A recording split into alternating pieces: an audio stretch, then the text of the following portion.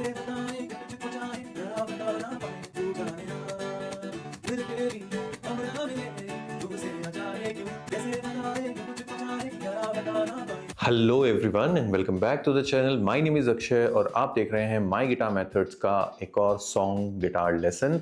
आज हम जो गाना कवर करने वाले हैं ये कह सकते हैं हम कि अर्ली 2000 का क्लासिक इसको हम कह सकते हैं। टिपिकल प्रीतम और आतिफ असलम का जो कॉम्बिनेशन था जो कुछ सालों तक बहुत अच्छा आउटपुट दे रहा था, क्योंकि उसके बाद तो आतिफ जी की एंट्री बंद हो गई ना, पाकिस्तान वाले सिंगर्स अब इंडिया में काम नहीं कर पा रहे, तो उसकी वजह से अब ऐसा नहीं, ऐसे गाने और नहीं बन पा रहे हैं ऐसे साउंड के साथ। But I must say this is an evergreen song. ये ऐसा सॉन्ग है जो अगर आप नए हैं, जेनजी हैं, तो भी आपको पसंद होगा, और अगर आप थोड़े से पुराने हैं मेरे जैसे हैं, है ना, 30 अपने पड़ाव के 30 उम्र के पड़ाव पे 30-40 में हैं, झूठ बोल रहे हैं, 50 क्या 50, इसलिए आज हम ये गाना सीखने वाले हैं। और गाने को हमने ओरिजिनल स्केल पे ही बजाया है, किसी तरीके की कोई ईज करने की कोशिश हमने आज नहीं की है। तो यस, जिन लोगों को बुरा लगता है कि सर आप हर चीज़ ईजी करके क्यों बताते हो, ओरिजिनल बताओ, सही बताओ, तो मैंने कोशिश आज यही की है कि हम ओरिजिनल कॉर्ड्स रख पाएँ। तो उसकी वजह से आई एम ऑलमोस्ट श्योर कि आज हमें कॉपीराइट क्लेम आने वाला है। बहुत सारे गानों में आता है हमारा कॉपीराइट क्लेम,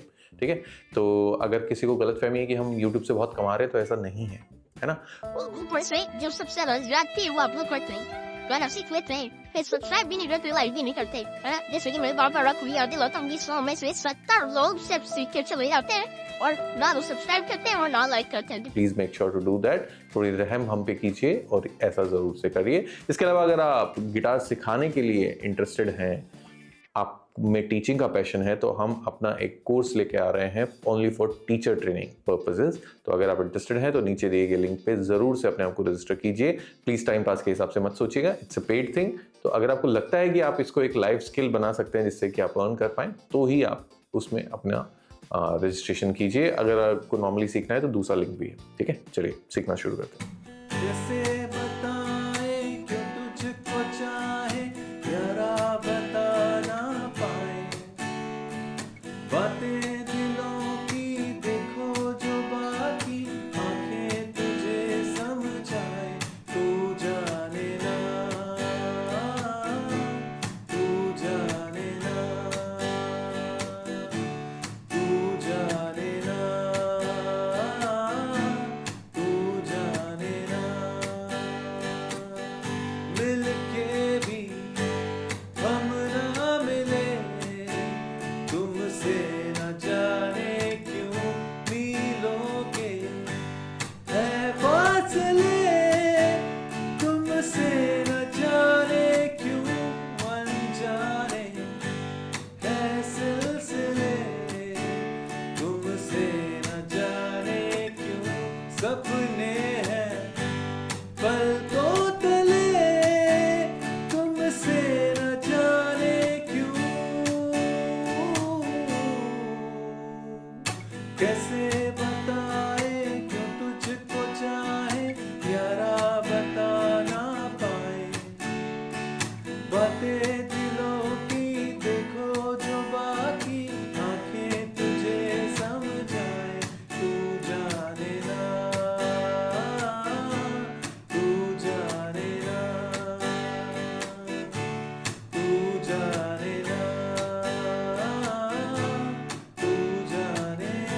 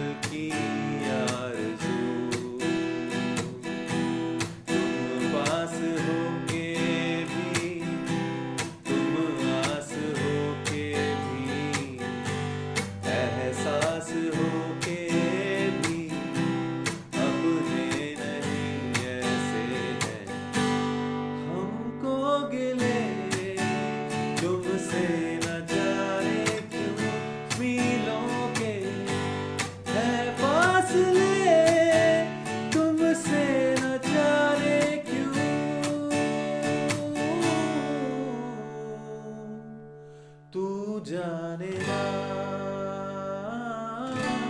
तू जाने ना। तो अब बात करते हैं इस गाने के कॉर्ड्स के बारे में। इस गाने का स्केल है, ओरिजिनल स्केल है जी मेजर कॉर्ड, क्या बोल रहा हूँ, जी मेजर स्केल, है ना। तो इसलिए हम शुरुआत करेंगे जी ओपन कॉर्ड से, जो मैं इस तरीके से प्ले करता हूं। अगर आप दोनों उंगली लगा के प्ले करते हैं तो भी कोई दिक्कत वाली बात नहीं है, वो भी सही वर्जन है, ठीक है। दोनों ही जी मेजर कंसिडर किए जाते हैं, जी ओपन कंसिडर किए जाते हैं। Next chord is B minor chord, जो कि हम लोग इस तरीके से प्ले कर रहे हैं गाने में। आप चाहें तो बी माइनर को ऐसे बार में भी लगा सकते हैं। नेक्स्ट कॉर्ड हम प्ले कर रहे हैं C major chord. Next chord हम प्ले कर रहे हैं D major chord. Next chord हम प्ले कर रहे हैं ई माइनर कॉर्ड।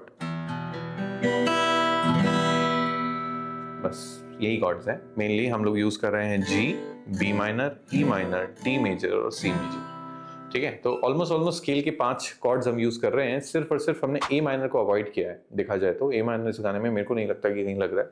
और एफ शार्प जो कॉर्ड बजा है, जो नोट बचा है, उससे जो कॉर्ड बने वो डिमिनिश होगा, तो डिमिनिश वाली भी हो सकता है बीच के इंस्ट्रूमेंटल में कहीं यूज किए जा सकते हो। बट क्योंकि हम लोग एक 1 पर्सन के हिसाब से सोच के ये वीडियोज बनाते हैं, तो इसमें हम बीच में कई बार जो बीच के इंटरल्यूड्स होते हैं उनको एक रैंडम या फिर एक जनरल सीक्वेंस देना ज्यादा प्रेफर करते हैं, सो दैट ऐसा भी नहीं लगे कि गाना नॉन स्टॉप चले जा रहा है और बीच में एक ब्रेक भी आ रहा है। तो please make sure to practise. ये कॉर्ड्स ऐसे हैं जो अगर आप बिगिनर हैं तो भी आप बजा सकते हैं।